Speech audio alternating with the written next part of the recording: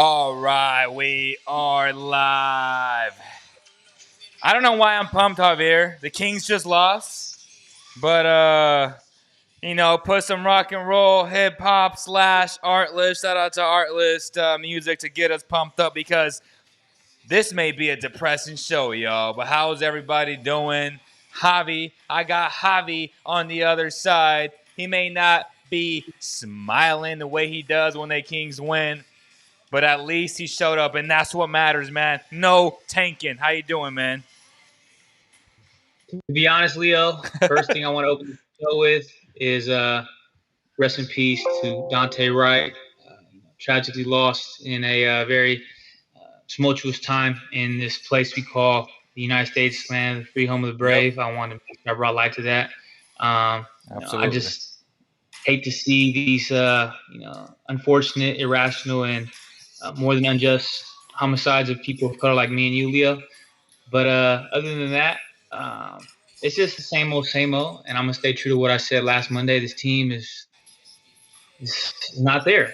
It's not there. Like we had a good little run, and I'm not ever gonna ever commit to the notion of tanking, but there needs to be a shakeup. Whether it's one of the major pillars of the team outside of De'Aaron, I'm only putting De'Aaron in the core, or the coaching staff. And I mean, I like loose effort, but I mean, professional sports is a bottom line business, and like they have got worse. Like, and I'm not even saying like, granted, they had those good stretches, but it's like this is unacceptable. Like they were tonight 22 of 37 from the free throw line. They missed 15 free throws. They consistently do not have a answer in the interior defensively for anybody. I mean, granted, they don't have a lot of things that they can do other than, McNair trying to get like guys like Jones and putting Harkless as a power forward per se. But, I mean, it's either they got to change up something in the offseason with that, 3 or 4 pillar starting lineup, trade. I won't say release, but one of those pillars have to be, changed and, rebuilt, like as they'd say, retooled, or the coach staff has to change because I'm gonna stick to it. They're not. I don't think they're gonna get to 33 wins now. Like they're at 22 and 32. They'd have to go 11 and 7 to go 33 and 39, and I don't even see that. Okay, so we'll get into all of that, details of the game, what we think. But I want to mention a pretty cool feature now that instead of people calling in via phone, they can still do that, but it is now much easier. There's a link in the bio. It's a video call. We can see you guys. It'll show up on the screen so everybody else can interact with you as well. It's pretty cool. You click on that link and essentially you accept the microphone and the camera setting, and that's it. You don't have to download no extra software. It's as simple as that, making it super easy for you guys to engage on another level. So I hope you guys definitely utilize that new feature that we're providing for you guys. Again, it's available in the bio. So if you guys want to start calling in, you guys can. I'll get the notification on my side, which is on the Ecamm Live software. Just want to talk about that. And then I also want to mention that I'm distracted by the comments. Shout out to Maggie Ortega. Actually, Maggie Bias. Never mind. She had changed her last name for some reason. But shout out to her for joining the live. She told me, Leo, how come you don't hug me anymore? I'm like, because the Kings lost 7 in a row. No, I'm just joking, guys. She's definitely upset, though. They don't get it, though. I vented on my birthday. I said, why do so many Kings fans allow these losses to pile up and to affect our emotions, right? And a lot of you guys are like, man, I feel the same way. It's a real thing, Javi. In some strange way, we allow this nonsense, this toxic relationship we have with this team to affect us on so many levels, man. And it's sad And that's why we're doing this show. So some of y'all in the comments can essentially vent and join the conversation. So we would really appreciate that. Again, shout out to Valley Tire Center as well for presenting this episode of the CK podcast / post game show. Javi, what was your biggest takeaway from tonight's game? Just it's the Sacramento boxes, man. Like that's it. Like I don't know how else to say it. And before I get into the game, people have asked me why I have this in the background, all these boxes, because these are all the boxes of L's that have been prevalent in the last 15 years for the Kings. All these boxes symbolize all the loss I've had being a Kings fan. It just, when we're in the like after the 4 straight losses, you know what? I'm gonna put this camera in this room, the storage room, and these are all the boxes symbolizing all the losses that we've had. Just loss after loss after loss. And it's not even the losses that, okay, we lost by a point. Like we lost to Utah, or that game we lost by a point. Was it to Utah? What I'm saying is the games that we shouldn't be losing. These are like all the box of games that we shouldn't have lost. Like the way we lose, like New Orleans, like oh yeah, like Christie and all them. Or these are the games you got to win. We got to find a way. Like no, like you look back a year later when they were playing at 28-36 against New Orleans. This was what's going to happen. Like I don't care. Like the Kings are who they are. Like, and it's not De'Aaron's fault. It's not even the roster's fault, but there's a key cog missing. Like, and we see that they're missing the piece. They're missing a piece. I don't know what the piece is. I'm not going to sit there and tell you it's a top 5 overall pick because that's ludicrous. Like, people just say, why are we tanking for a top 5 pick? Because what if he drafts the wrong player? Like, stop thinking like that. Stop thinking this top 5 player is like the second coming of Scottie Pippen or something. Like, that's not it. Granted, if they just draft the right player, they'll be okay wherever they're drafting 12, 15, 5, whatever. But what I'm saying is, I want to consistently try to win because that's the way De'Aaron's going to want to stay here. But I just know after this 7 straight, I said after the 4 straight loss, I said they don't have it. Like they don't have it. Like they couldn't have went and lost 4 straight after winning. Remember they're at 21-25. Like that was their window. Like all right, we're going to get to like 23-27 and 26-28, and then but it didn't get there. Now they're 22-32. It's I think it's a done deal. I said that last Monday, Leo. Like it's just consistently 19. Oh, excuse me. They were 23. They made the final 22 of 37 from the free throw stripe. Consistently don't have an answer interior on their defense, in their defensive schematic play design, rather.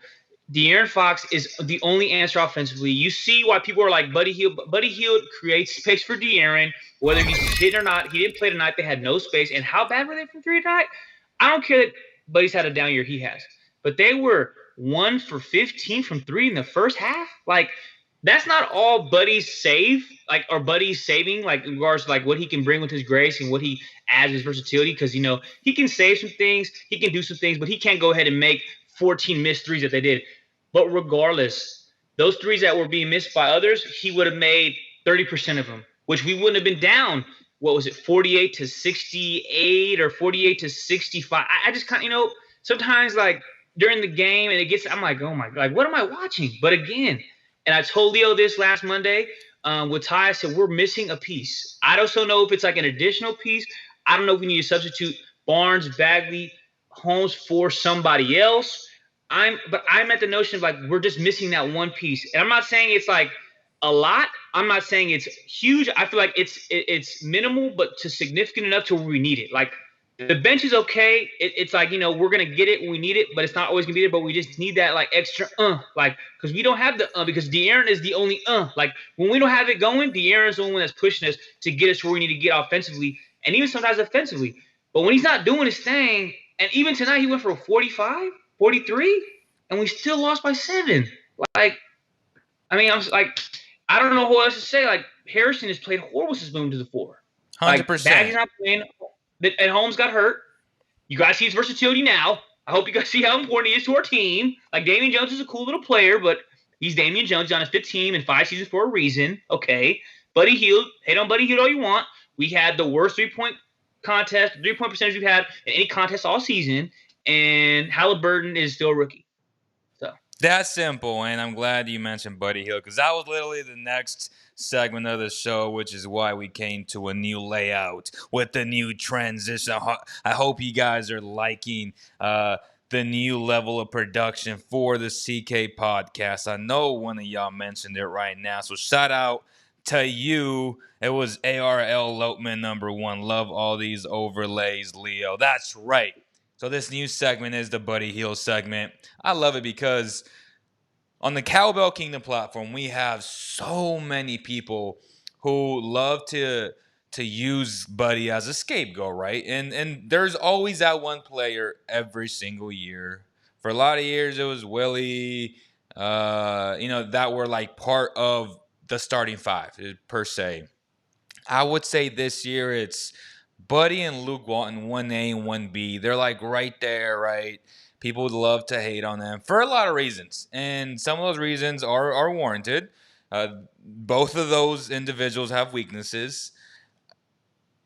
I don't know what the strength is for Luke, but I know what the strength is for Buddy Hield. And we know that it's his elite shooting, that even when he's having an off night, he spreads out the floor, guys stay home on him, and that ultimately gives De'Aaron Fox more room to operate, which essentially is what you want, especially when you run a 5-out offense the way the Kings do. And again, I feel like Luke runs. I guess his strength is the first quarter before this losing streak. Like, they do run a lot of good sets if you actually watch them, and their offense is deliberately consistent in the beginning.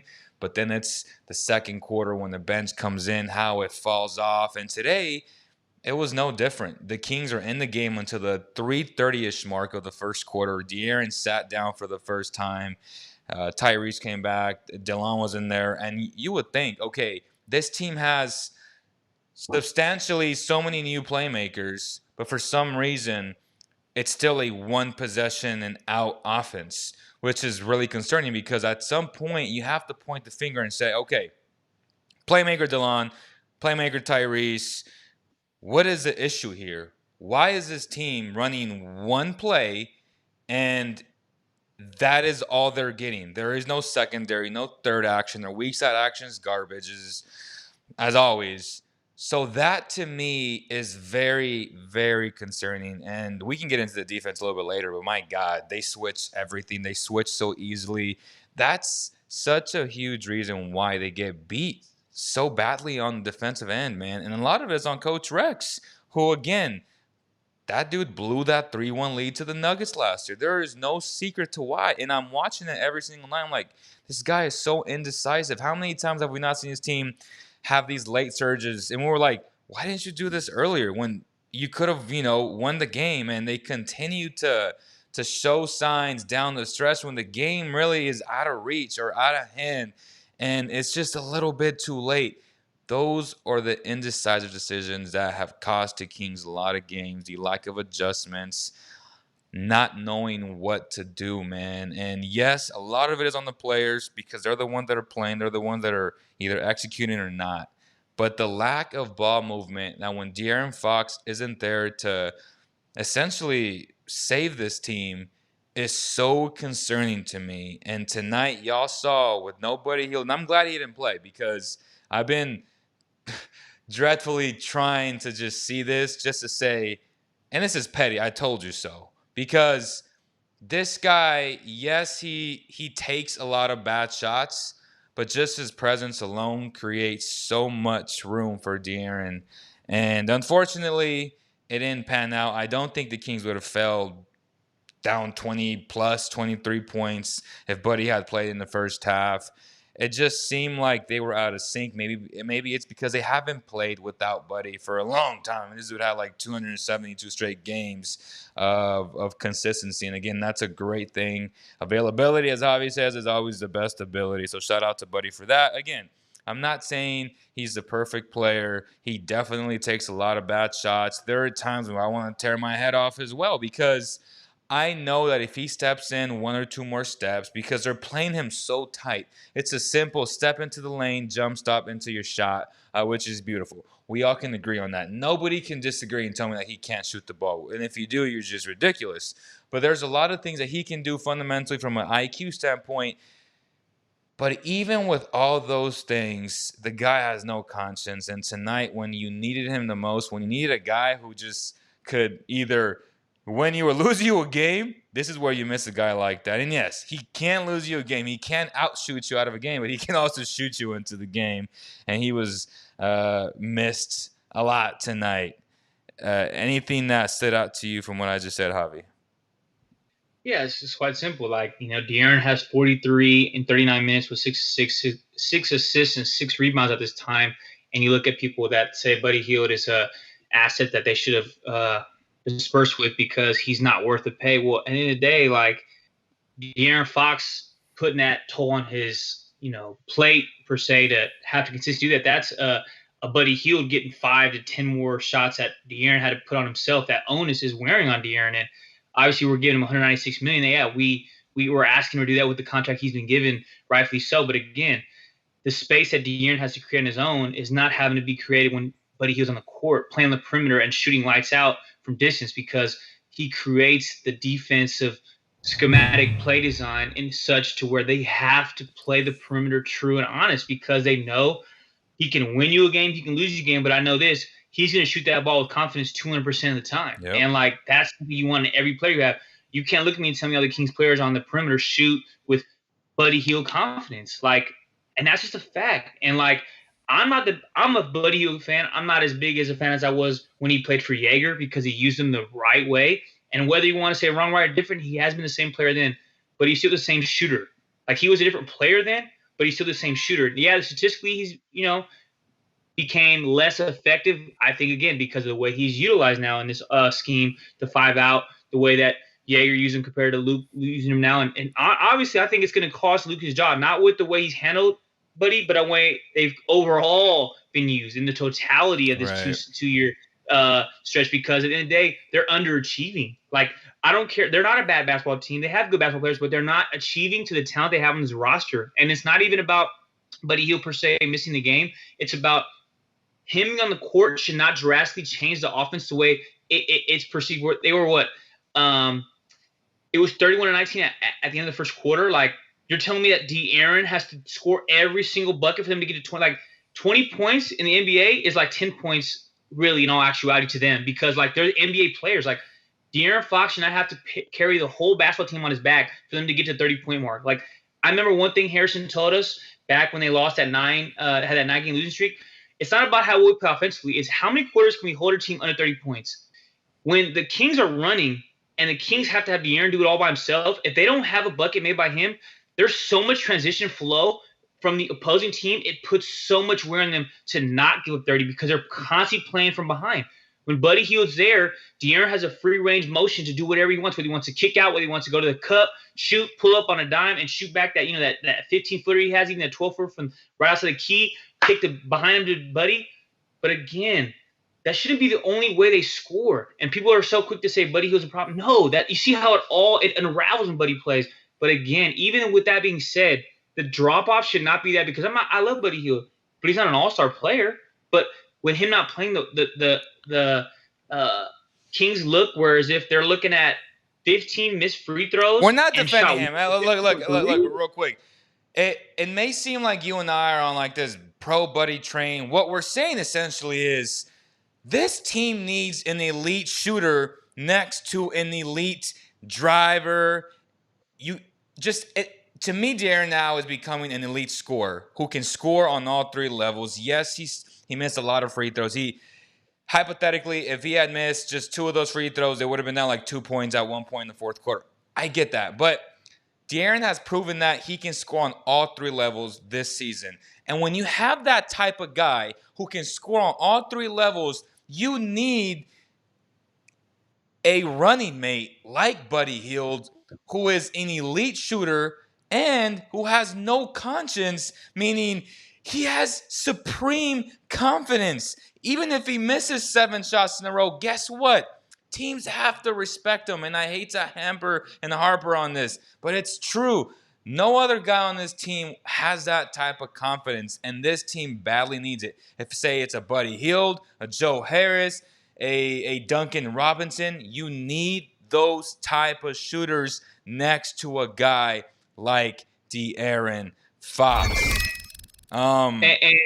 And the last point I want to make before we go into the next segment, Leo, is the Kings fans who don't want Buddy Hield on the team, tell me a player that will impact the Kings in a better facet offensively. And if you can find a way, not of a player you want, like, Klay Thompson, no, tell me a realistic possibility of somebody you can bring in that you'd rather have, and tell me why. Like, don't say like, I want Donovan Mitchell. I want Mike Conley. Like, tell me something that's rational, that's plausible and practical. You know what I mean? Everyone wants to say this, but like when me and you make ideas, whether it sounds like a stretch, we actually put the formula of how it would happen, why it would happen, and why it could happen, and why it would work. You know what I mean? Like, show some practicality. Anybody in the comments that want to, Yeah, yeah. debate what he has worked to the team.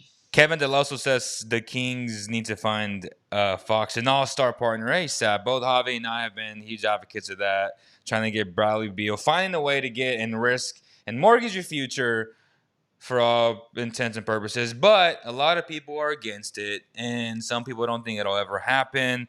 Some people don't want to do it because it's a short-term rental in some sense that it could backfire. Absolutely. We are very aware of the idea of it backfiring on you. Like, he can say, you know what, I'm here for one season and I'm outie.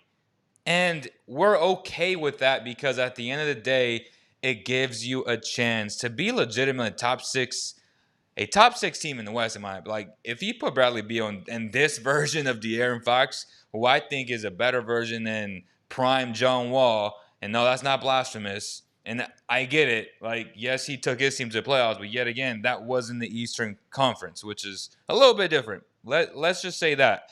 So to me, a Bradley Beal and a De'Aaron Fox, two guys who can put up 30 points on any given night, that right there is a recipe for success. And listen, you put the rat on the table. When we had this talk in January, I want Kings fans to look at me with what we've acquired at the deadline with the bench. You're telling me right now you'd be more excited with this team we have now compared to if we had De'Aaron dropping 43 and Beal playing tonight with Halliburton and Hield and a 3 first-round pick sent to Washington. You would be less excited about that? Come on, Kings fans. If we had De'Aaron playing with Buddy, without Buddy and Tyrese Halliburton that were sent off to Washington with them picks, and we had De'Aaron paired with Bradley Beal who would drop buckets upon buckets upon buckets tonight, boy, we would have had 80 between our backcourt. And y'all didn't. No, that's blasphemy, Javier. Bro, I knew what I saw. If they had De'Aaron the way he's playing tonight with Bradley Beal, I don't care how many free throws they missed. They could have missed 20 free throws, and they still would have won the dang game. You tell me I'm wrong, bro. Like, tell me anyone in the fan section that's commenting right now that I'm wrong. And I might be going on a tangent, but because at the end of the day, Halliburton's nice. Hield is a boy. The picks are nice. The capital is good to have.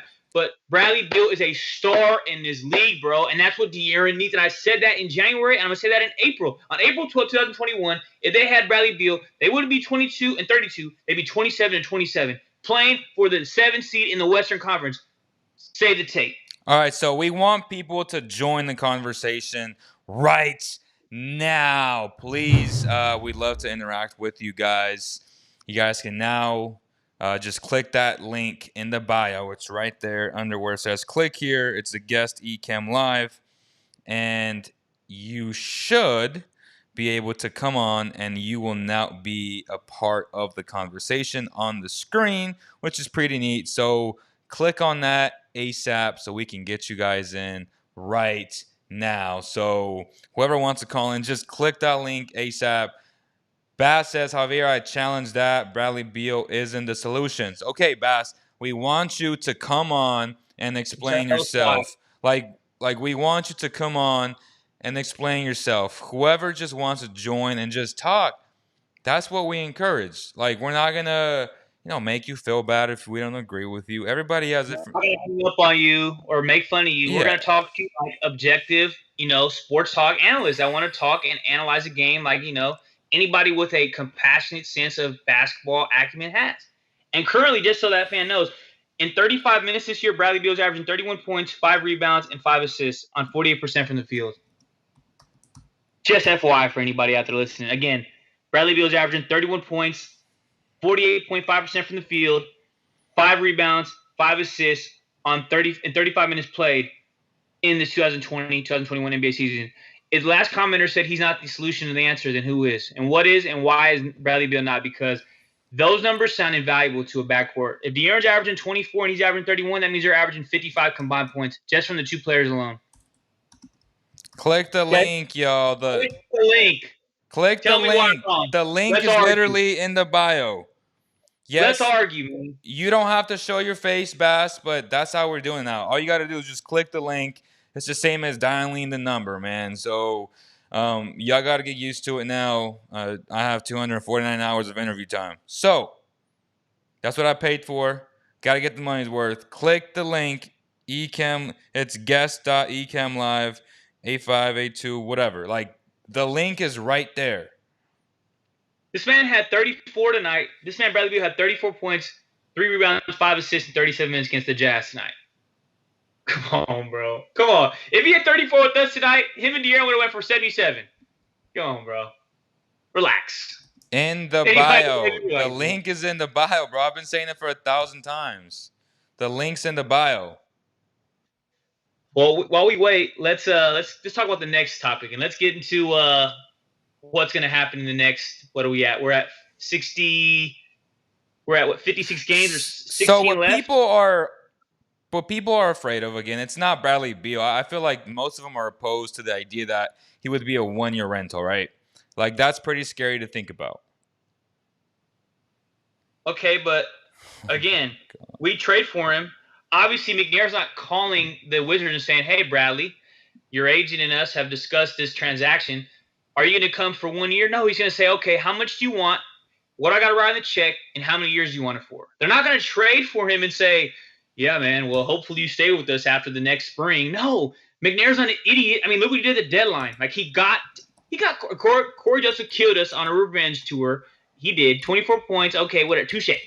But we know we wanted DeLon Wright, and we still want DeLon Wright on this team as a backup point guard. Either way, what I'm saying is he got DeLon, he got Terrence Davis, he got Harkless, he got Silva, he signed Damian Jones for 50 cents. What I'm saying is the Kings would call Washington, hypothetically speaking, and say, all right, we're going to give you 5 at $200 million. We're going to give you $40 million a year to be a King. You'll be here till you're 32. Washington, we're going to give you Halliburton, Hield, and 3 firsts. They're not calling them saying, all right, well, we hope that he'll resign this spring next year. No. I'm saying if they give him the max with De'Aaron and him are your 2 max players. Obviously, Bagley goes 2. They have Rashawn and Harrison. They have that bench, and they find an extra 3. Or what I'm saying is the notion that him and De'Aaron pair right now would be lesser than what they have now is just highly incompetent. This man had 34, 3, and 5 tonight in 37 minutes against the Utah Jazz. Like, if they had those 2 tonight against the New Orleans Pelicans, the Pelicans get ran out the building. Like, period. Like, Halliburton had 12 points. There's no ifs, ands, or buts. Like, even if Buddy Hield played and dropped 20, they still had less points than what he had by himself. For people, it's Jeff, everybody, it's in the bio. It's an open link, like. But they're not understanding how to click it to call in or something? Guys, if you cross out from the chat and you press that little down arrow, okay, where it says description, it says if you want to call in, click here. There's a blue link. It's pretty self-explanatory. Oh my gosh. Your Kings frustration is being let out on the Kings fans right now in their show. No, I mean, literally, like, yes, the link in the chat doesn't work, but the link in the description, that works. It's blue. They're not getting it, brother? All things considered, the Kings with Beal is better than... Oh, here we go. Perfect.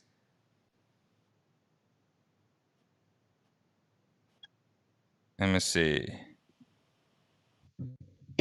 So we got 2 guests. Hold up. Let's go one at a time. Yeah, let's go one at a time. Hold up.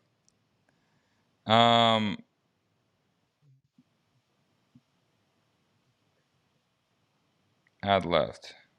Caller 1. Can you hear us? 1 sec. What the? He got stage fright. No, he's on. Hold on. You're on. Give me a sec. Did you turn on your audio?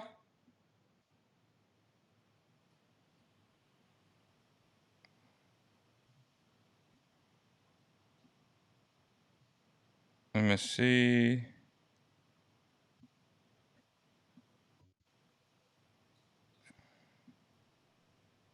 Oh, on the air, you're in the broadcast, it says. Can you hear us? Yes, I can. Okay, perfect. What's up, brother? We working pretty well here. Well, Leo, so everyone hears me. What's this the other person? Is your name Javier? Yes. Okay, hi Javier. My name is you could call me Seabass. All right, Seabass. Nice to meet you, Seabass. All right. Nice to meet you. Leo, you know who I am. I've called in many times before. Yep. All right. Okay, I'm going to just preface this by saying, okay, first of all, you know I'm super nervous. Second of all, I'm going to be a little bit of a, I don't know what you want to call it, but anyways, I'm going to hold this to you. I predicted that the Lakers were going to win the championships last year, and I'm going to keep on holding you to that until you admit that I was right and you were wrong. But the thing is, I'm still kind of bringing up the same point. I sent you an instant message the other day. Isn't this kind of a, sorry to digress here a little bit, but I'm going to tie it in all into the Kings team. Isn't it interesting that the two teams that are going to be in the NBA Finals, the most probably the Lakers and the Nets, what did they do at the trade deadline? This They is loaded the up on Kings big, post-game show, brother. right? Now go. Okay. Go ahead, Seabass. Go Sorry, ahead, Seabass. there's a lot of feed or kickback here in the audio. But anyhow, this is what gets me about this whole new theory of that this is a guard-driven league. Okay, you could call it a guard-driven league, but when we get to the NBA Finals, you have all these bigs in the lineup. Look at the Lakers, who are the defending championship. They have LeBron and AD if they're healthy, and they added Drummond and Gasol and Montrezl Harrell, and the Nets have Durant and DeAndre Jordan. Who else did they add? I mean, Blake James Harden and Kyrie Irving, who play point guard and Marcus shooting Aldridge. guard, respectively. It's just the NBA Finals is just going to be a bunch of bigs on the front line, and here we are with the Kings. Now we did lose Bagley, who admittedly was a very poor, or is currently, I want to say, a very poor defender. Okay, one of the worst. Hopefully that improves over time. But anyhow, we went to the theory of let's go with our 5 best players. And yes, Halliburton is a better player than Bagley, and that works for the short term. And we won 5 games in a row, but that's not a long-term plan. We were and are a bad defensive team. And all of the top NBA analysts will tell you you cannot improve on defense and go smaller simultaneously.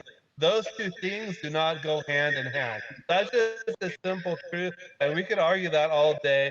But I could quote you so many people that have said that. It should be somewhat obvious. But here, I mean, I just looked into, and I could throw out stats at you. I just looked up NBA plus minus for defense. At the bottom of the list are Fox, Halliburton, and Hield. They're just not good backcourt defenders. And we struggled. The stats, we're one of the worst defensive teams in the league.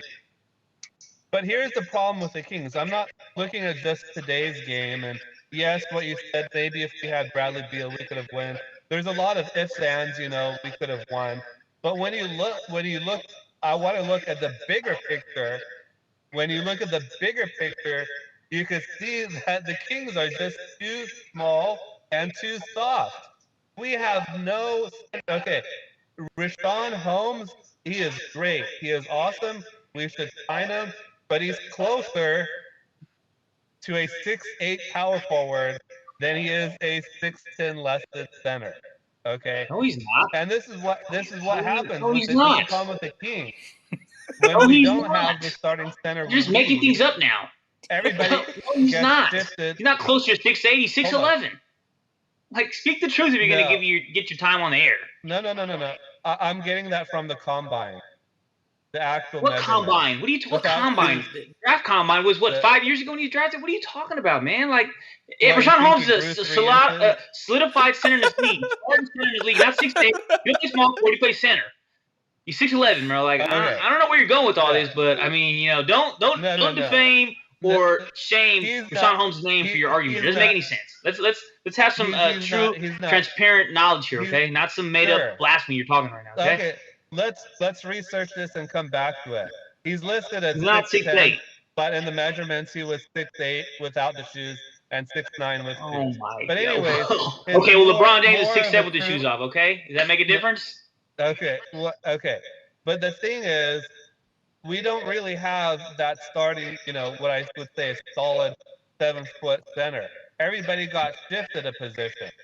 So we shifted Holmes to power. We shifted Holmes to center and Barnes to power forward, and we brought in Halliburton, and we went with 3 guards. So our whole front line is basically a size down. You know why your argument's flawed, man? Because you can't turn around the Golden State Warriors wish they would have drafted LaMelo Ball or Anthony Edwards over James Wiseman. Period. I don't care how good that man is. All that argument you're saying, yeah, it sounds good, and it sounds like you're trying to make us out to be like the Warriors or the Kings need to worry about their front line more. Any day, the Warriors, they go back, they wouldn't give 1 second about that front line and draft LaMelo or Anthony Edwards. They don't care about that 7-footer. And James Wiseman 7'1" with the shoes off, with his hair shaved bald. He still wouldn't be nowhere near what LaMelo was as a point guard in this league if they go back retrospect and go make that draft pick over again. Nice try though, man. But the Kings obviously have good, issues with their defensive rating and their overall, execution. But it ain't because De'Aaron Fox isn't a good, defensive point guard. It's because they don't have a true star next to him. But I appreciate your opinion there. I don't know what your name is, but it's nice to meet you. Yeah, it's Seabass, but Seabass. I can support this with stats. I know Leo BS thinks this is hilarious, but keep in mind that what I said when I called in a couple of years ago about the Lakers winning, and they're winning because they have a they got LeBron James. It's not a hard prediction. Like LeBron James been in 9 straight finals. He won the finals. Whoa! What a prediction! Like I feel you, man. Like he went to 9 straight finals, brother. Okay. Like it ain't like he invented a chip. He played the Warriors 4 years in a row and lost every year except the one that he got Draymond suspended for. But I mean, I feel he went to the Lakers. They won the chip with AD. Cool. Like I mean, that ain't. But this is a Kings post game show. I don't know where we're going with the Lakers on here, but hey. Well, all right. Cool. Wait. So Seabass and I had a thing. I said the Lakers won't win it, albeit the Lakers needed an entire bubble, 4 months off, LeBron to have some time to rest. Let's be honest, bro. Like AD alone, AD without LeBron James, which your whole argument is traditional bigs. This league is no longer traditional bigs, bro, and you have to get over the fact that that's just a fact of life. Like again, the best argument is that the Warriors made a mistake in drafting Wiseman. Why? Because 7-footers like that take a long time to develop. And if you ask the Suns, they regret drafting DeAndre Ayton over Luka Doncic. So, regret drafting Marvin over Luka Doncic. Yeah, so that argument to me is just ridiculous because this is a guard wing lead. Well, that's what they're saying. But why is it the two teams who are probably going to end up in the NBA Finals, the Lakers and Nets, loaded up on bigs? They didn't. No, they didn't. No, they didn't. Kevin Durant's the best player in the world, not second best. LeBron's right there with him. It ain't like they just they got big men. No, they got the two best players in their teams respectively. If they didn't have they're those wings two, though, they're wing players. Like those guys aren't bigs. They're wings, and they got James Harden, which ultimately made the difference. Those teams have huge front lines. Twice. Yeah, but that's not the reason why they'll win, though. How can you tell me they're not filled with bigs? No, they are, but that's not the reason why they're successful. They're not calling the Nets to interview LaMarcus Aldridge and Blake Griffin. They're calling to interview James Harden, Kyrie Irving, and Kevin Durant. Yes. Which are all wings. Yes. Like KD's the biggest guard ever. Point guards. Come on, man. I don't understand the because when the Lakers get a phone call, they're not calling to interview Andre Drummond and Harold. They're calling to interview LeBron James and the guards and team like Schroeder and stuff. AD obviously, but AD's I wouldn't say he's a commodity that's unforeseen, but he's a very unique basketball player. But again, how many ADs are in the league? I don't know of any really. I mean, Jokic, I don't even know if that's even a fair comparison. Right. But again, I don't know. Let me know if you want to have this conversation still. I don't know. That's fine. This is a post game, so we're talking about the Lakers and the Nets big men. I don't know. I don't see where it's going, man. But hey, what I think, where I'm going is that the Kings have no chance against these teams unless they have some depth in the center position. That's true. I mean, That's I true. don't see any long-term That's true.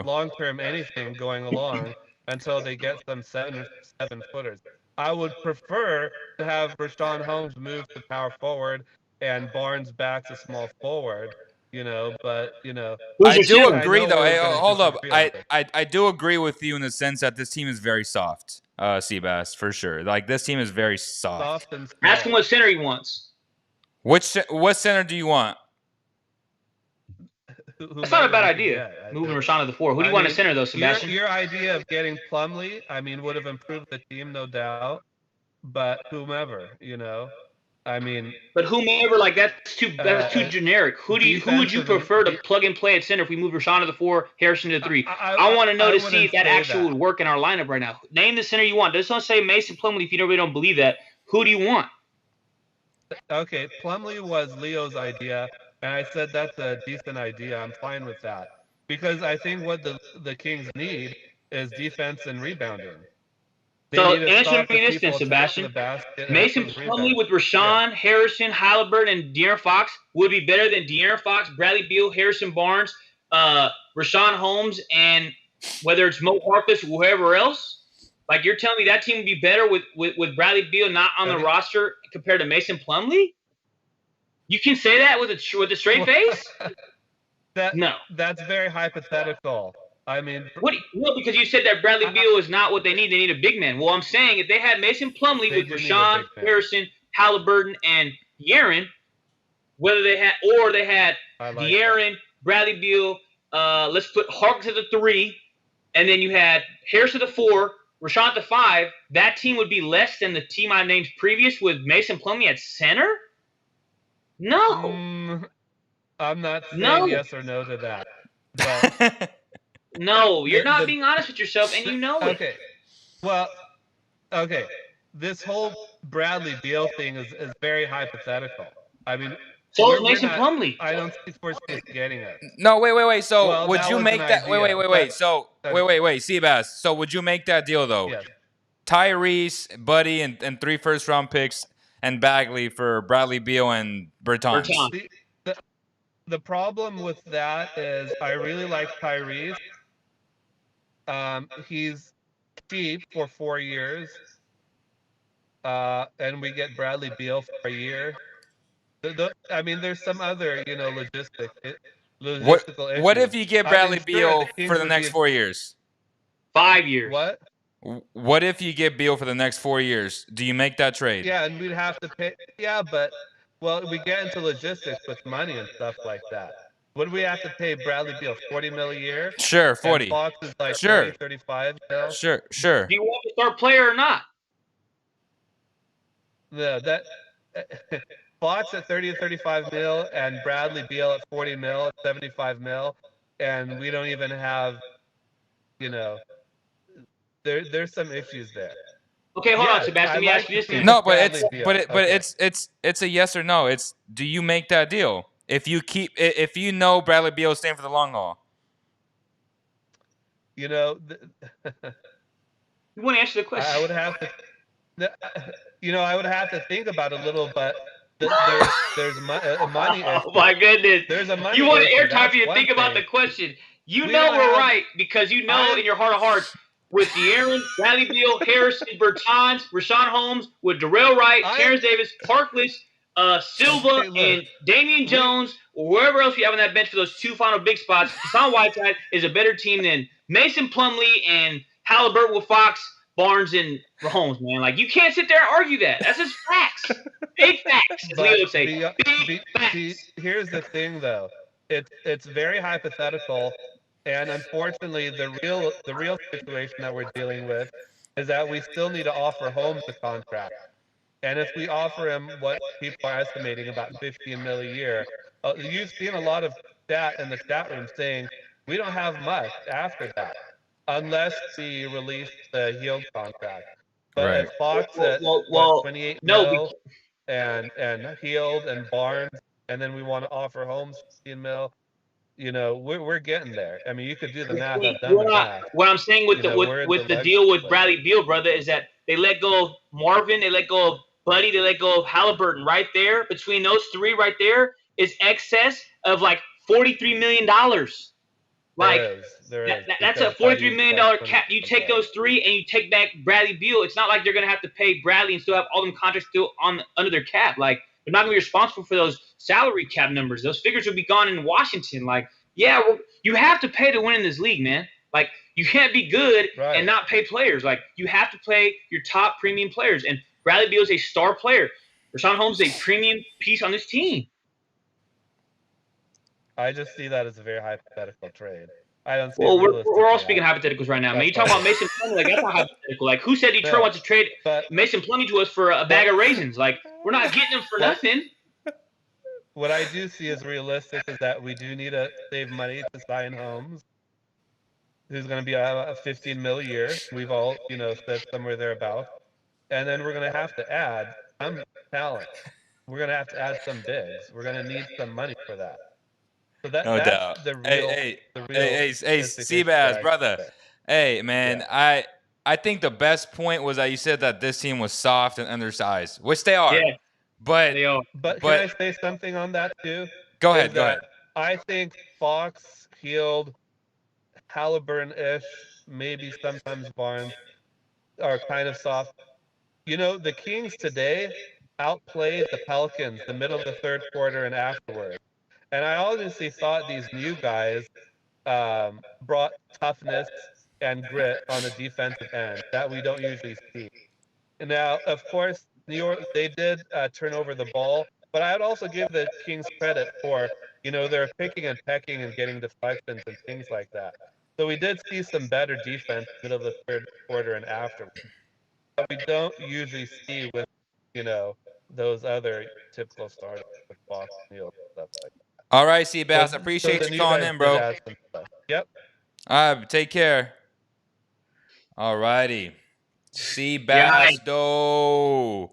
Seabass with the old school, let's go 7 feet tall everywhere. No, I mean, I get what he's saying, but it's much easier said than done when you got LeBron and KD to go along with another big.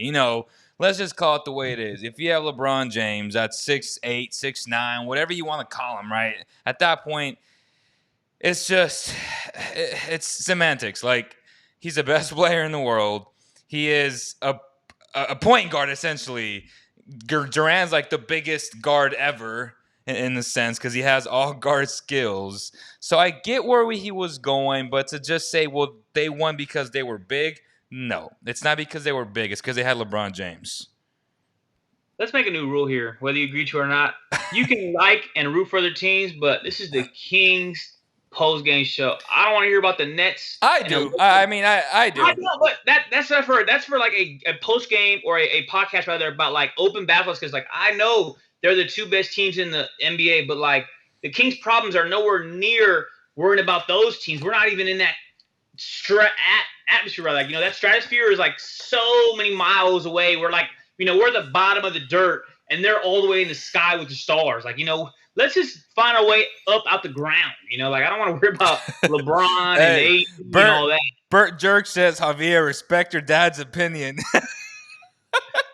Who's my dad? They said Seabass was your dad, bro.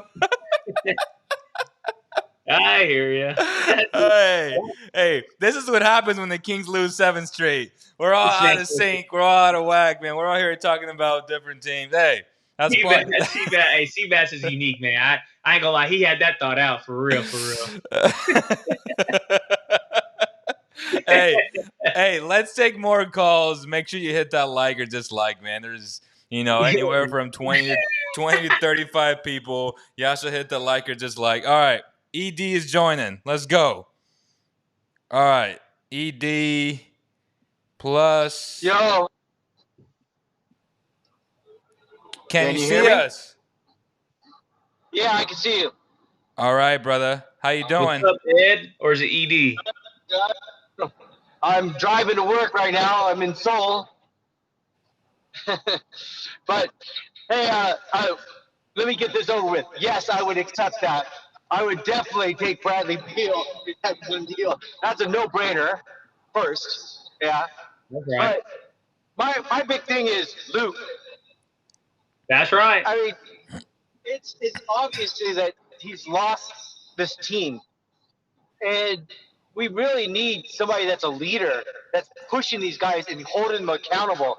And I don't understand why, like when they were down some, why didn't they put more pressure in the backcourt and just try to, attack as opposed to just sit back and just wait for them to, attack you. Yeah? Be more the aggressor. I agree, Ed. I agree, brother. But in terms of a guard league, I think it's definitely a guard league. But you need centers that can shoot, but also play D. Yeah. Absolutely, brother. And again, one of my big gripes about all this is the fact that,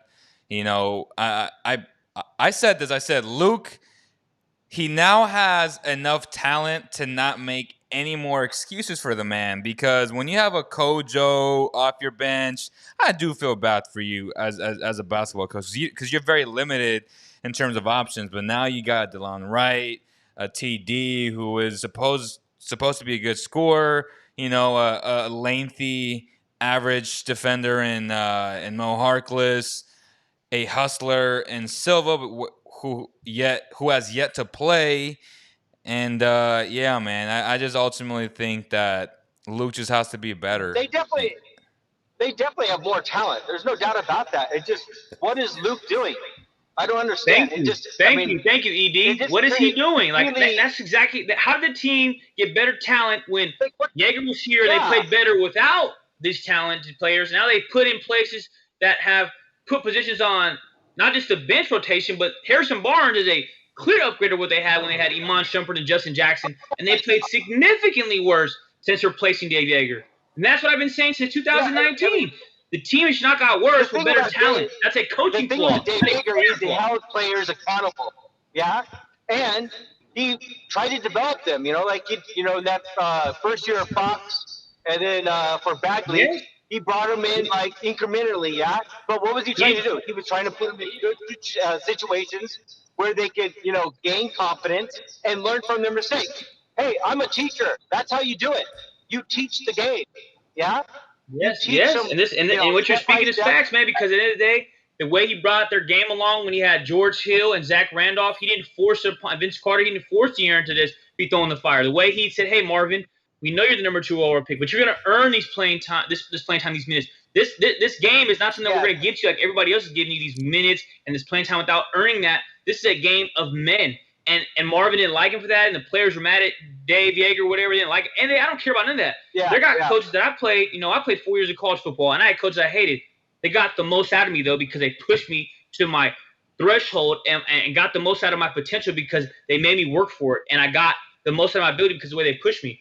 Dave Yeager might not have been liked by them players, but them players played way better than they do now. And Marvin Bagley had to earn every minute that year, and he played a lot better as rookie year than he did in year 2, obviously, with injuries, and even this year. And Dave Yeager had that team moving, rolling, and most importantly, winning. I don't care how bad the players like Luke Walton. They're 22-32 with a better roster, a true small forward, a legitimate bench, and they've lost 7 straight.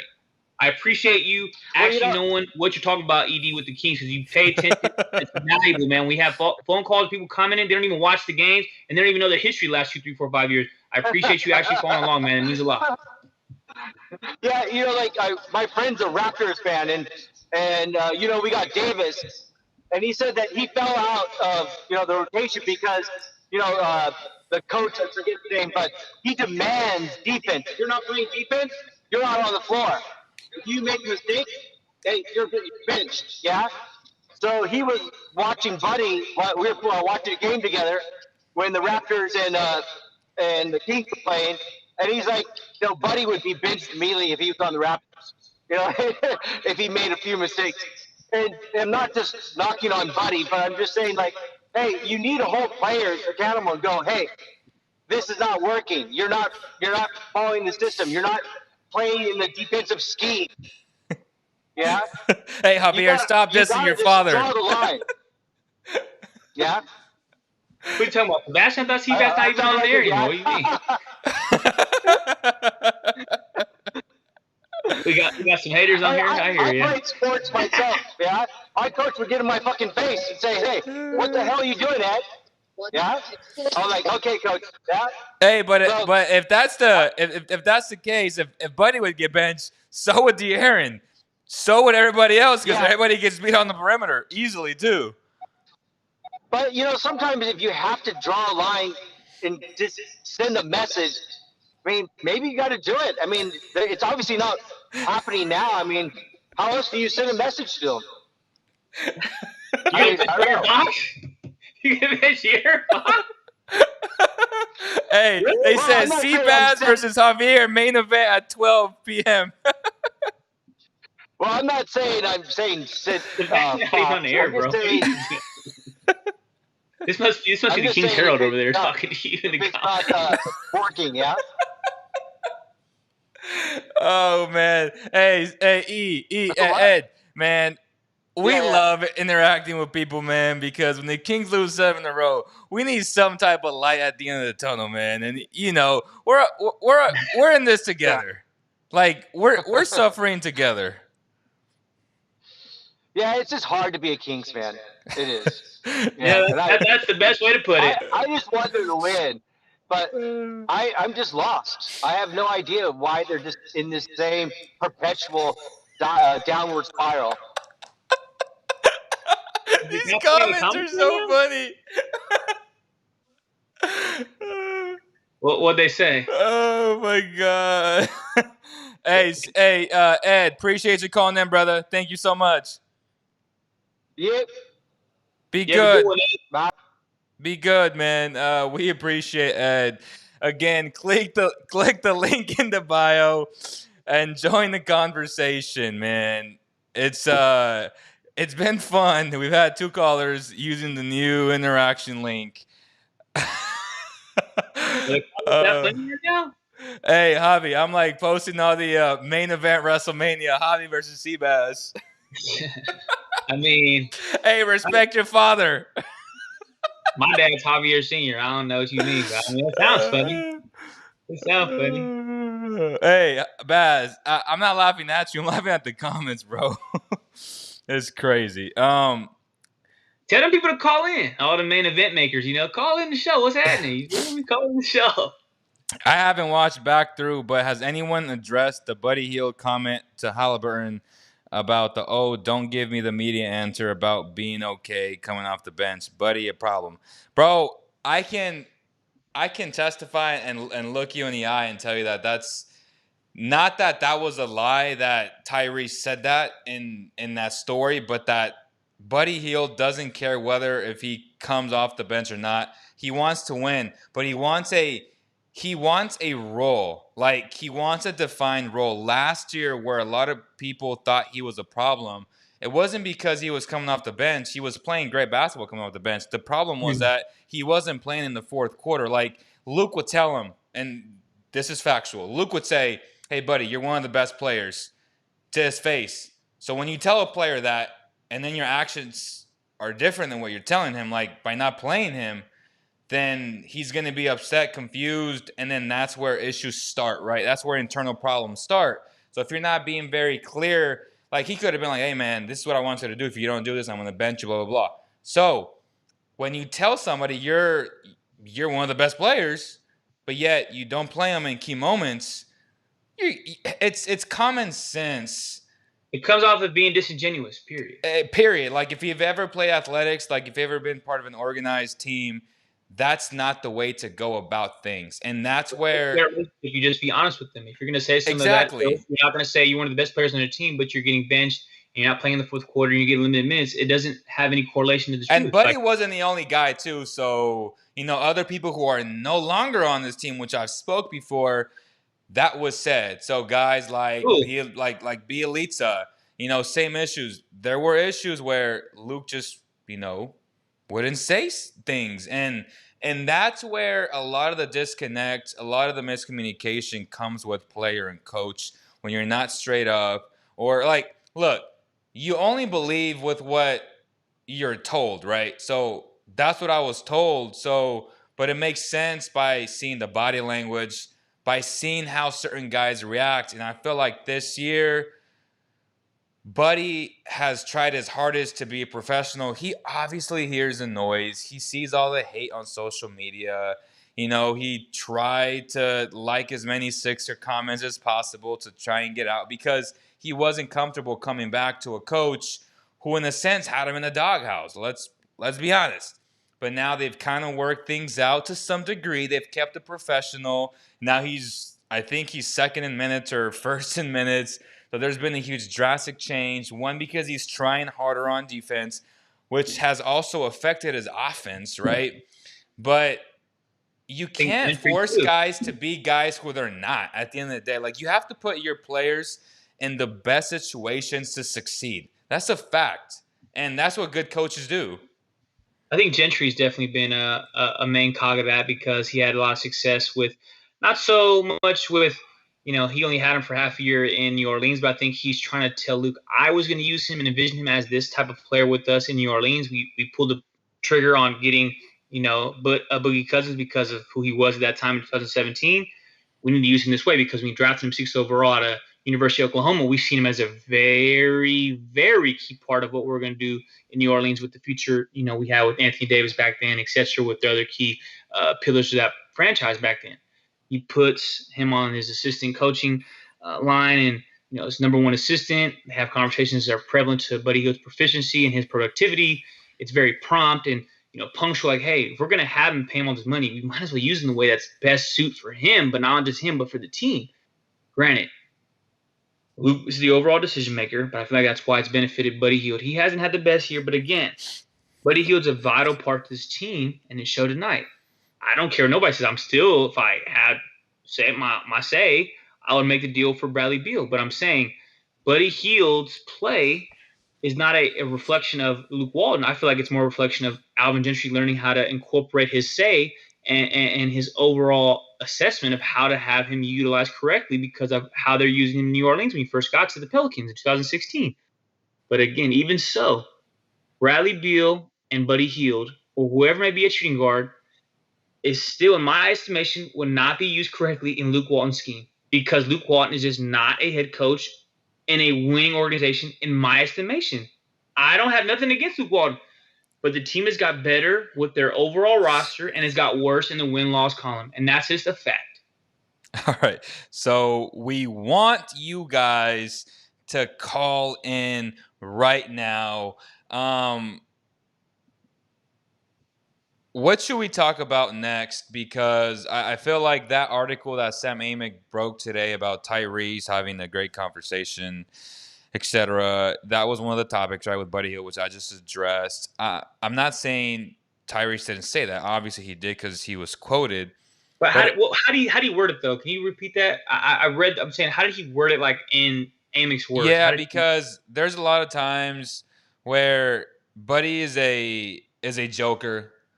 And I can say that because I've spent time with him, like, outside of basketball, and you have to understand personalities. And sometimes when you write something, or just when me or Javi or me and a fan, like, if we're having a conversation via text, or just anybody, you and your girl, right? Sometimes certain things don't translate the same way over text. So maybe in this article, the way it was said, we don't know how it was said, right? Because only Sam Amick would know that because of his tape recording. So the way it came off of in the article, from what I saw, just a quote alone, it may seem like it put Buddy. Well, it doesn't seem like. It looks like it put Buddy in a negative light, making him a little bit selfish. But to me, and being around Buddy myself, I can tell you straight up, like, that's far from the truth. And I know Tyrese would testify to that as well. So I just think sometimes if you put out stuff like that in an article, I would like an audio or a podcast piece to go along with it, just to give some context. And can we read the quote just verbatim for the fans who came late? Just read the quote again of what was stated in the Amick article. Of what Buddy Hield supposedly said and how it's been taken, I feel like, just way, way out of proportion and just blown up beyond any punctual manner. He said, Buddy Hield, oh, don't give me the media answer about being okay coming off the bench. So he's saying, don't tell Amick you're happy being the backup shooting guard because he isn't happy with it. No, Well, I think it was, I don't know, like that maybe not. I don't have the full context to it, but yeah. it paints Buddy regardless. It paints him as a bad guy, essentially, Yeah, right? like don't tell him, oh yeah, it's okay when But you really don't. I've had Buddy Like literally personally tell me that he doesn't care about coming off the bench because at the end of the day, if you play 30+ minutes and you're closing games, that's really all that matters, and that's what matters to him. So, this picture that's been painted about him being this selfish guy, about him only caring about starting, that's a bunch of nonsense, man. It just is. And he wasn't being genuine. I don't think he's being genuine about saying, yeah, don't give that media answer about you not liking your bench role per se. But he probably was playing around. But they put that on a document that was printed in the Athletic, and it comes off the tone in 100% different context because obviously when people read it, they don't hear Buddy saying it. They just read it and they take the content of what's written and they take it way out of proportion. But again, so Robert Prasad. I just highlighted his comment on the screen. He says, how come you give Buddy the benefit of the doubt but take shots at Bagley? Now, please define. I would love for you to come on the show and just talk about that because it's very important to me. I pride myself on being very fair. I give him the benefit of the doubt in this sense because I've been told that before by him. Like verbatim has told me that I care about winning. I care about having a defined role. So what do you mean when you say I take shots at Bagley? Because I've also taken shots at Buddy. He's not a good defender. He takes bad shots. What else do people want me to say about him? When I break down the film, I'm not saying, oh, man, Buddy is great, blah, blah, blah. Like, I'm saying he's an elite shooter, which he is. But I'm also breaking down all of his miscues on defense. All of his breakdowns, all of his mental breakdowns, reasons why he should take 2 steps, stop on the dime. And I tell Buddy certain things like that. Like, dude, you need to start hitting that mid-range shot because when the big is playing off of you and the guy is literally on you, skin tight, you have to take the extra 2 dribbles and stop. Because if you take that contested 3, we've seen the results. It's been hard to watch. So just little things like that, which I point out all the time. So what do you mean that I'm giving him the benefit of the doubt when I'm just pointing? I continue to point out his flaws, yet a lot of people want to paint this picture that I'm like biased, but I'm like, I'm speaking facts. Like I'm breaking down his game to where there is no disingenuous breakdowns on his game. I tell him personally. So why is it that some people say, well, I give him the benefit of the doubt, but it's like, okay, well, I'm not. I'm telling you all his flaws, but I'm also telling you that he's vital to what De'Aaron Fox does. And maybe not even Fox no more because Fox is going to get his buckets no matter what. But it's how you get your buckets, right? It's how the other guys now, how Harrison Barnes functions, how Richaun Holmes functions. I don't know about you guys or if you guys watched that, but Buddy Hield and Richaun Holmes have been very good in the pick and roll all year long. Like those 2 guys have a good connection in the pick and roll because guys have to stay home on Buddy Hield, period. So when that happens, he slips that slip pass on that roll, and guess what? Richaun gets that patent little floater that he got. So and 65% free or field goal shot that he gets every time when he gets to that part of the interior of the actual paint when he's actually put in that position. Let me ask that kind of question though. Who are you most or who are you more unhappy with though, fan? I forgot. Richard, you said? Robert. Robert, my bad, Robert. Are you more unhappy with Buddy Hield or Marvin Bagley? Let's answer the question like honestly though. Like I know you're saying you're giving Buddy Hield back. Well, who are you more unhappy with? Okay, so this is what he said. Okay, he said that's fair, but it's more about Bagley. Hey, it's unnecessary, and he's still an asset. Okay. I've said that too. So Javier has said that, and I've disagreed with him because at the end of the day, Leo, rather keep Rashawn Holmes than Bagley. And if it came down to just dumping Bagley as a salary dump to create space so you cannot get salaries in return, like I get it, like in the perfect world, you want return for the number 2 pick. But I've said this 1,000 times, and I've even phrased it this way to Javi. If Marvin Bagley was the number 7 pick, would you still have these high potential, hypotheticals, optimistic views on him? And the answer is no. But because he wasn't the number 2 pick, your perception of him changes. And I get it. You missed on a franchise generational talent. It makes me sick. Think just saying it. But again, it's not Bagley's fault that he was drafted number 2. You must take away this idea that he has this insane potential because he was drafted there. No, guys miss all the time. GMs miss all the time. You must separate that from actually evaluating Marvin Bagley, the player. Name 3 things. And Vince Miracle, I went live. We broke down the second quarter, third quarter, and we watched the game. Twitter does this new thing where it's like it's a chat room, and it's just audio only. It's via the phone, and you're just talking and just chatting up, watching the game, and you're just talking, commentating. And he asked me, he said, name 3 things he's great at or just good at. And I thought to myself, I said, I can only name 1 thing, and that's a second jump. Like legitimately, like me, I can't name 3 things. Can you, Javi? I can name 2.5. Okay, so what's so what I see that Marvin Bagley does well, that's great per se, is his, I wouldn't say uncanny, but his overall instinctual play in the interior. Like he obviously left-handed because he's left-handed.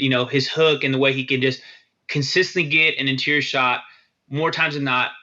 That's something that he didn't have to be taught from the coaching staff. His second thing that I'll say is good is that he's gonna find a way, whether he comes down or not, to be aggressive at the cup. He's weak at the cup, but he does show aggressiveness to try to score. And the half thing I'll give him is that he doesn't back down from a challenge. I won't say that's a whole third caveat to being good, because he'll shoot the 3, whether it's warranted or not. He'll go challenge somebody in the paint, whether it's warranted or not, because he doesn't even know what he's ready for, or if he is ready for that challenge, but he doesn't back down. I won't get in the whole like that's a third, pillar of him being, the third good thing per se he does. But I do not see I don't see a weak-minded Bagley where he back down from challenges. He does get consistently hurt. He does consistently lose going head, a mano with bigger post players. He doesn't always finish at the cup because he doesn't have the strength. But I haven't seen him like been somebody to back down from challenge. He's got manhandled, but he doesn't back down. And the 2 things I said he does well is he has instinctive game to where he has I won't say the IQ, but his post game was something that he already came with, and he has no post game. I'm talking about the left. He has no post game. He has 2 moves, which I have those 2 moves, which are the most basic moves in the game when it comes to post game. He has not developed anything more than a simple drop with your left, which is that's what I'm talking about. It's a given. Like, I'll give you rebounding and a second jump. And even rebounding, which this team has struggled with all year, if he's so great at rebounding, why were they awful with him rebounding? Why? Somebody please explain that to me. Why? I think collectively because they're not good as a team, though. I think collectively he's not – granted, yeah, he might not be the overall number 1 rebounder in the Pacific Conference, Pacific Division, the Western Conference, but I'm saying he's not a bottom 10 rebounder in the Pacific No, I'm not Division. saying that either, but again, I'm saying like they're overall not a good picture rebounding like he's amazing. Team. Well, their backcourt's not a good rebounding team. Their backcourt's not a good rebounding team. That's a fact. Harrison Barnes had good rebounding numbers. Now he went to the 4, but he was at the 3, Leo. He didn't have good rebounding numbers either. Like Rashawn and him were the only ones getting rebounds. Like they're definitely bottom 5 in rebounding in the backcourt. And Harrison, I think, was averaging like 5 rebounds a game, if not 4, I think, when he was at the starting 3 position. Now he's at to 8, but he's playing power forward. Like, we got to take that into account, though. Like, say he's not going to rebound, that's true. But overall, collectively, they weren't, because they're starting 5 outside of him and Rashawn. We're not getting boards, bro. When they were not making buckets, there are no offensive defensive rebounds outside of him and Holmes in the paint. And they really don't play well together, period. They should, the dynamic doesn't work well, Look, man, Robert just said he's developed a decent 3-point shot. Bro, he's legitimately wide open. The game plan, the scouting report for teams is to leave him open. Like, I guess I would hope you're shooting 35% from 3. Like, if you're that wide open, you're a professional basketball player, you should be able to hit that shot, bro. Like, if the Kings allowed Richaun Holmes to shoot that, he'd also be at 35% minimum because he's done it before. He's done it on low volume with the Sixers, if I'm not mistaken. So that doesn't mean anything to me, man. And at the end of the day, what is his value to this team? What is his value to the NBA? We saw what his value was when the Pistons said, ha ha, no thanks. And I think Sadiq Bey would be a monster on this team. Tough defensive wing who are hard to come by. But this idea, the perception that he was a number 2 pick, and I keep hammering on this, y'all got to get over it. If it comes down to him or Richaun Holmes, Leo Biaz is choosing Richaun Holmes. If you have to do a salary dump for Marvin Bagley just to get, say, a future second or whatever, whatever the case is on draft night, as a salary dump, if that's your only option, because you're not trading away Buddy Hield because his contract is way too big. Nobody has the money on draft night to just take on $23 million and not receive contracts in return. So $9 million. What's Bagley at? 9, 10. Somebody may be able to take that contract. Somebody may. So if somebody is willing to do that, and that gives you the extra flexibility to sign Richaun Holmes, I am taking that route. Javi isn't. Javi rather lose Richaun Holmes in free agency. Which is fine. Which is fine. But I'll find a different way. And I can break it down. We don't. No. The Kings are only allowed to offer him $11.75 million right now. With the who way they have on their roster, yes, they can also get rid of future players in the future with players on the roster currently to create more space. Yes, they can. That is a fact. That's a fact, bro. Like that's proven fact. They can't let go of players. Like, they're not going to re-sign Hassan Whiteside. Like, he's off the books. Like, Bielitsa, Parker, off the books. Like, Harkless, 1-year deal. He's off the books. DeLon Wright is the only player that's coming back next year, bro. They can find a way to buy out Justin James. Who else is their backup to they have right now? Tyrese Halliburton. So him and Halliburton are the only bench players that are coming back for sure. And then De'Aaron, Buddy, Harrison. Marvin Bagley is going to get $11 million. They can find a way to rework. Terrence Davis, restricted. I'm telling you, Leo, I know you didn't research, but I'm telling you, I've done mine too. There are players on that bench that can be let go. They're going to be free agents. They're going to be restricted free agents. They're going to be unrestricted. That are going to potentially be expiring, that they will find. If they want to re-sign him for more than 11.5 or 11.7, McNair's going to make it happen. He's going to make it happen. But the problem is you need to get to 15 to negotiate with him. He's not taking a penny less. Harkless coming off. He's not taking the penny less. Okay. Whiteside coming off. Harkless coming off. Justin James can be bought out. Terrence Davis restricted. All 4 of them guys can at least equate to $4 million. At least. And that's each of them making $1 million more. Hassan's making like 2.5. Like, Terrence Davis, Harkless, Justin James be bought out. No. Why is it 2.5? This was with all of the free cap space. This math is already with all these guys off the books, bro. The most they can offer him is what I'm telling you, which is 11.75. That's without Justin James, who was still under contract. So that would shed about $1 million. But $1.5 million, 1.5. But that still doesn't get you to that gives you 13.2. The problem is Charlotte's going to offer him 16 to 18. Believe it or not, they are. So it's going to come down to him saying, okay, do I want to play with LaMelo Ball? Do I want to play with Fox? Do I want to play with Luka? The Mavericks are going to offer him, in my estimation, 13 to 14. But in Texas, that's the thing. And I'm not trying to be disrespectful, brother. Do you know how much salary cap space these teams have, though? Like, maybe Charlotte because they don't have, but bro, they have Kristoff and they have Luka. Don't act like they don't have. Right. So the most they can offer him is 13. And 13 goes. 13 is different than Texas. We both know that. Yeah, the state tax, income Yeah. tax. Yes.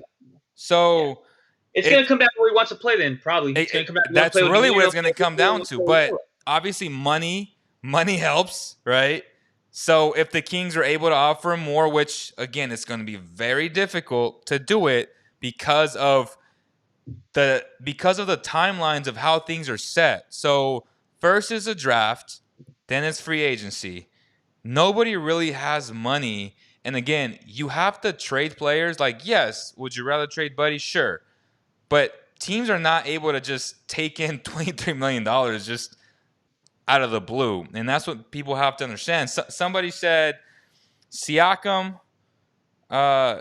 says that he wants to play for Sacktown because of Rico Hines. And he said that? I don't think he said that. He but said that? He said rumors say Siakam wants to go to Sacktown because of Rico. Those are rumors. I highly doubt that, but obviously Siakam, one of my favorite players, man.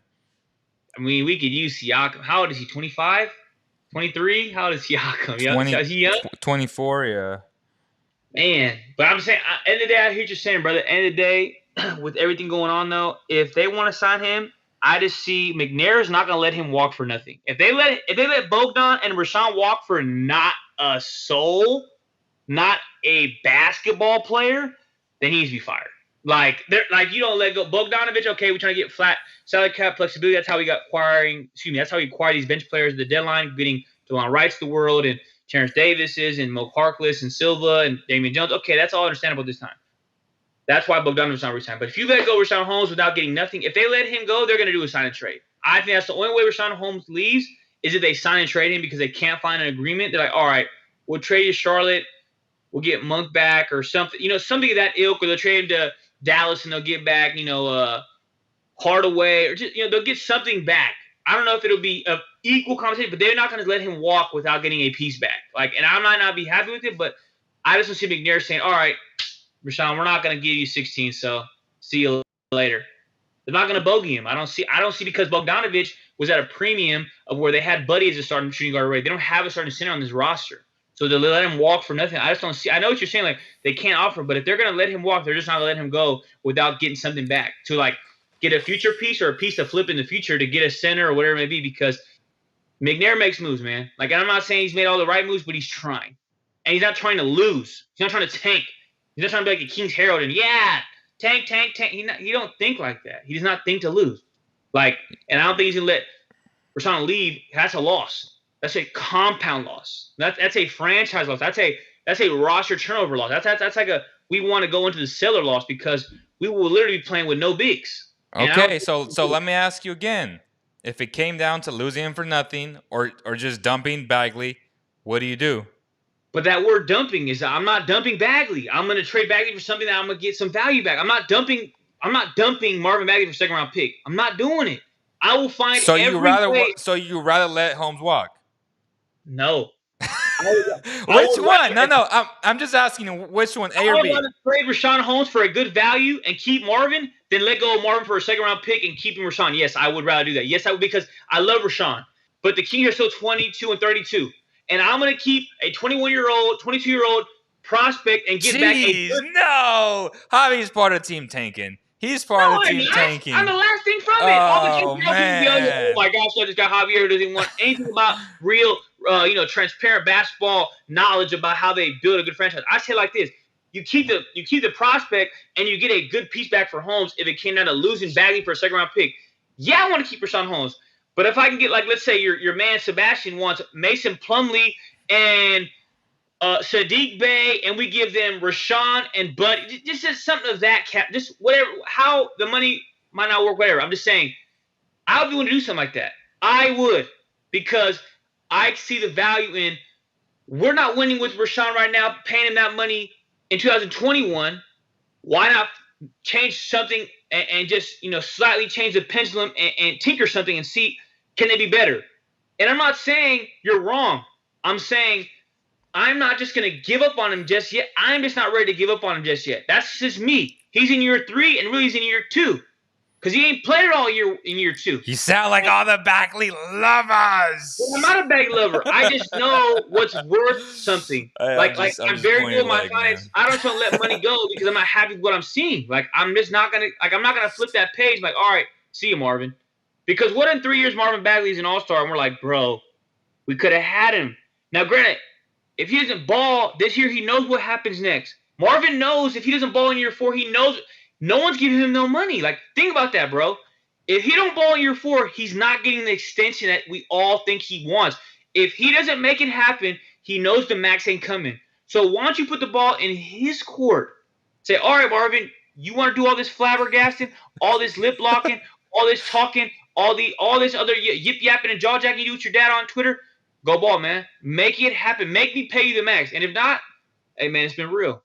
Because it ain't like if I'm not paying you, another team's going to give you the max? No way. Like, I know what you're saying, but make Marvin earn that max because it's his max to lose. And then when he does it at the deadline, see ya. Bye. Like, that's what I'm saying. At the expense of letting go of Richaun Holmes, who hasn't even been allowed to shoot the mid-range shot, who hasn't even been allowed to shoot the corner 3.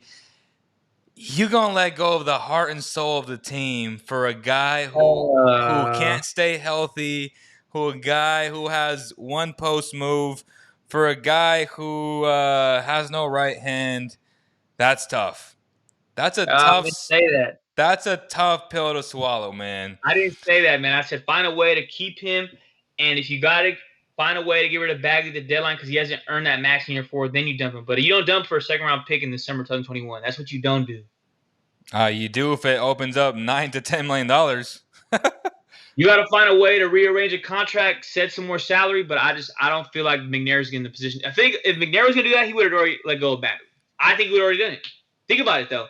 I know what you're saying, but if he was going to do it, he would have already done it. Because you think Bagley, knowing the Kings have to let go of Bagley to keep Richaun in the summer when he's unrestricted, it would be more prevalent in the summer than it would be at the deadline. Because they know the deadline, a team could use him, whether it's in the future or right now. But in the summer, they're like, bro, you guys are trying to get rid of Marvin because we wasn't trying to re-sign Richaun. We're not giving you nothing for Marvin. If he was going to do it, he would have already done it. That's or maybe nobody wanted him. Just maybe. Why are they going to want him in the summer? Why are they going to want him in the summer? If they're not going to give a second-round pick for him now, why would McNair get a second-round pick for him later? If Monty McNair wanted a second-round pick for him in general, he would have got that second-round pick in the trade deadline in March, brother. Why would he wait until June? Why? Like, it doesn't make any sense. Why? Why would you wait? Because what? Marvin comes back and plays 5 games? You know what I mean? Like, why would he wait then? You know what I mean? Like, if he was going to go on Bagley, I feel like he would have let him go already. He's going to let him go for that type of compensation. B&M Prod says, I need a girl who argues for me like Javier argues for Marvin Bagley. Highlight comment of the show, man. We're going to end it on that note. Shout out to B&M Prod. We need that type of energy. We need that type of Javier. Wait, who's the comment? Who was the comment again? B&N Productions. B&N. I thought it was like, I think you said like it was L&B Auto, like your family, like auto shop from Stockton. I was like, wait, who? Oh man, no way. Shout out to everybody. We'd like for you guys to click the link in future shows. We appreciate every single one of you guys. It's always a blast talking to all you guys. Javier has a blast. We have a blast. We're all Kings fans, NBA fans.